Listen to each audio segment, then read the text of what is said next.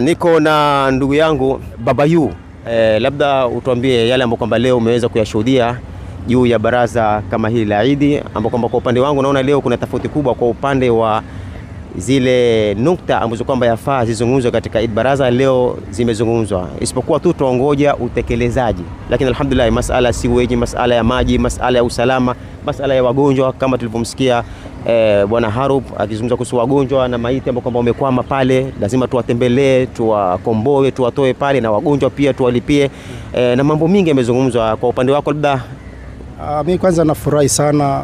Kwanza kitu cha kwanza, kitu kilonifurahisha zaidi ni kuwa nimeona kuwa kuna umoja.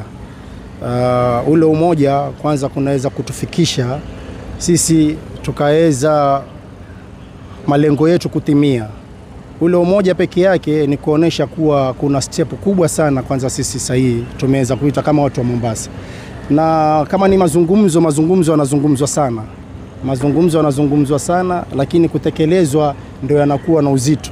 Lakini mimi ningependa safari hii haya mazungumzo yalozungumzwa, maana kila alozungumza amezungumza kwa hamasa kali, amezungumza kwa roho yake na dhati yake.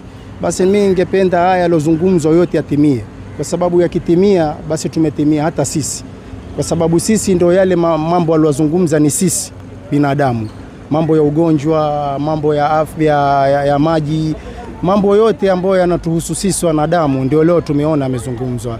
Na Chief Kadhi pia tumeona akizungumza kuhusu masala ya kupitishwa kwa katiba ya upande wa Uislamu, ambao pia ametaka wabunge wetu waweze kulipigania hilo. Pia ni jambo moja muhimu sana, ni jambo moja zuri sana, na tumeshukuru sana. Na ikiwa tutaendelea hivi inshallah, basi mwangaza huko mbele huko. Na mimi nimependa kuona leo serikali mbili zimeweza kushikana na kuwa kitu kimoja, serikali kuu na serikali ya kaunti kuweza kufanya kazi pamoja. Basi hilo ni jambo zuri, na inshallah Mwenyezi Mungu atabariki zaidi na ataongeza nguvu zake katika ushirikiano huu, na mji wetu wa Mombasa utaweza kufika mbali. Basi ni hayo tu, inshallah tuache yale walosema, walopanga wayatimize inshallah, na Mungu awawezeshe waweze kuyatimiza inshallah. Shukrani.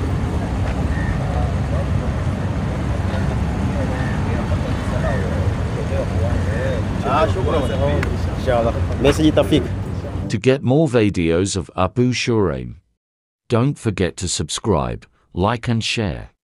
May Allah guide and bless the person who shares the videos.